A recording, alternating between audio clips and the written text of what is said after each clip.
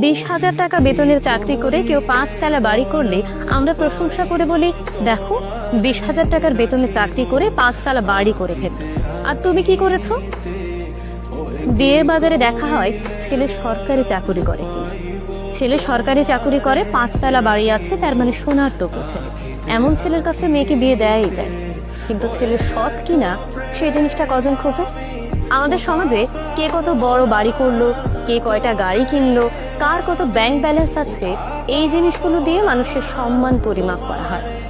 যে মানুষটা সব থেকে সারাদিন পরিশ্রম করে অল্প কিছু টাকা উপার্জন করে, তার প্রশংসা করতে আপনি কাউকে দেখবেন না।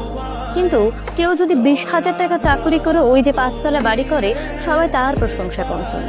কেউ জিজ্ঞেস করে না ওই 20,000 টাকা চাকরি করে সে এত বড় দালান কিভাবে করবে। বরং প্রত্যেকটা মানুষ তাকে সম্মান দিতে থাকে। মসজিদ থেকে শুরু করে এলাকার বাজার, সব জায়গায় মানুষ তাকে সম্মানের সাথে ট্রিট করে। অথচ যেই মানুষটা আসলে সৎভাবে ইনকাম করে নিজের জীবনযাপন করছে, সেই মানুষটা সম্মান পাওয়ার যোগ্য। আমাদের সমাজে দুর্নীতি বৃদ্ধির পেছনে যারা দুর্নীতি করছেন তারা যেমন দায়ী, তেমনি আমরাও দায়ী।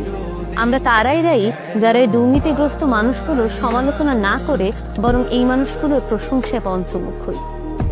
দুর্নীতি করে 5 তলা বাড়ি করা সেই সরকারি চাকরি করা ছেলেটার কাছে আমরা মেয়ে বিয়ে দিতে চাই। অবশ্য সব সরকারি চাকরিওয়ালা যে দুর্নীতি করেন আমি সেটা বলছি না, কিন্তু সবার আগেই দেখা হয় ছেলেটার ব্যাংক ব্যালেন্স আছে কিনা। সৎ চাকরি করা ছেলেটার বিয়ের বাজারে পর্যন্ত দাম কম। তাহলে ভেবেই দেখুন না, আমাদের সমাজে এই যে আমরা এই বৈষম্য তৈরি করছি, এটাও কিন্তু দুর্নীতির পেছনে অনেক বড় একটা কারণ। সুতরাং আমাদের এই ধরনের মন মানসিকতাগুলো পরিবর্তন করলেই কেবল আমাদের সমাজ থেকে দুর্নীতি দূর হবে এবং আমরা সুন্দর একটি সমাজ করতে পারবো।